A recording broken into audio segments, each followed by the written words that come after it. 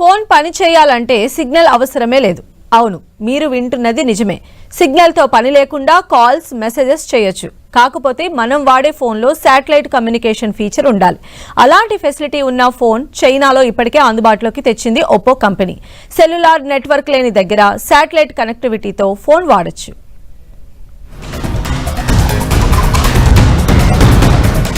High speed signal, satellite కనెక్టివిటీతో phone.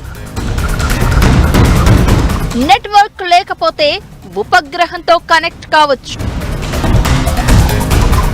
అన్ని ఫోన్లకు కాల్స్, మెసేజెస్ చేసే వీలు. మొబైల్ ఫోన్లలో కొత్త ఫీచర్స్ వస్తున్నాయి. ఎన్ని ఫీచర్స్ వచ్చినా ఇప్పటి వరకు సెల్యులార్ నెట్వర్క్ తోనే నడిచే ఫోన్లనే చూసాం.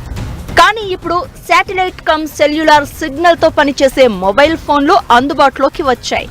డ్రాగన్ కంట్రీలో Oppo company ultra satellite edition phone ను మార్కెట్లోకి రిలీజ్ చేసింది. ఇప్పటి వరకు 5G నెట్వర్క్ మొబైల్స్ మార్కెట్లో అందుబాటులో ఉన్నాయి. చైనా ఒక అడుగు ముందుకేసి 5.5G network with satellite communication తో స్మార్ట్ ఫోన్ తీసుకొచ్చింది. ఈ ఫోన్ కు చైనాలో ఫుల్ డిమాండ్ ఉంది.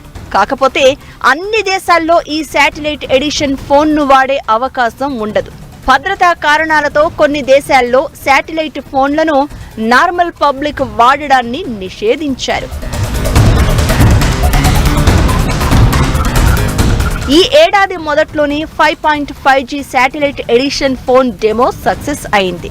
ఇది డ్యూయల్ సిమ్ ఫోన్ లాగా డ్యూయల్ కనెక్టివిటీ ఫోన్ అని చెప్పొచ్చు. ఈ మొబైల్ సెల్యులార్ నెట్వర్క్ 5G కంటే ఎక్కువ స్పీడ్ వస్తుంది.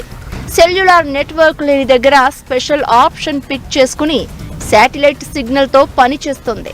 శాటిలైట్ కనెక్టివిటీతో కాల్స్, మెసేజెస్ చేయడానికి వీలుంటుంది. ఒప్పో కంపెనీ ఈ శాటిలైట్ ఫోన్లను తయారు చేసింది. చైనాలో ఇప్పటికే కస్టమర్లకు Oppo find X7 ultra satellite edition phone అందుబాటులోకి వచ్చింది.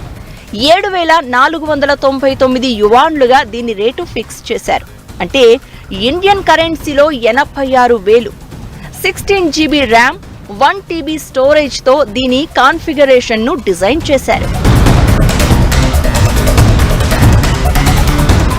శాటిలైట్ ఫోన్ తో ల్యాండ్ లైన్, సెల్యులార్, ఇతర శాటిలైట్ ఫోన్లతో కమ్యూనికేట్ కావచ్చు. ఈ ఫోన్ల ద్వారా నౌకలు, విమానాలతో పాటు కమాండ్ సెంటర్లకు కమ్యూనికేషన్లను అందించే అవకాశం ఉంటుంది. శాటిలైట్ ఫోన్లను ఎక్కువగా భద్రతా బలగాలు, దర్యాప్తు సంస్థలు వాడుతున్నాయి. సాధారణ జనం వాడితే మిస్యూజ్ ప్రమాదం ఉంటుందని భారత్లో ఈ డ్యూయల్ యూజ్డ్ మొబైల్స్ వాడకానికి అనుమతి లేదు.